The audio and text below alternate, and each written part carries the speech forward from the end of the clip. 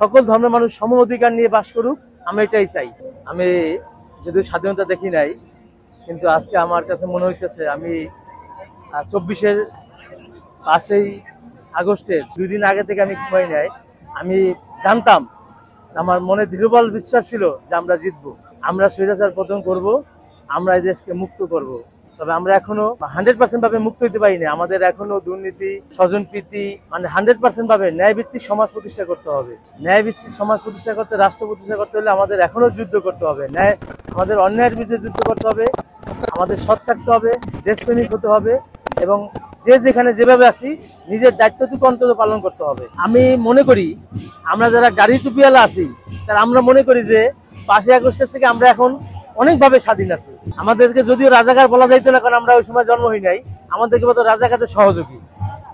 আমি যেই প্রতিষ্ঠানে চাকরি করি, আমাদেরকে বিভিন্নভাবে আমাদের ট্র্যাক দেওয়া হইতো। যাকে এখন আমরা মোটামুটি ভাবে ইনশাল্লাহ স্বাধীন আছি, স্বাধীনভাবে কথা বলতে পারি, চলতে পারি। আল্লাহর কাছে শুকরিয়া।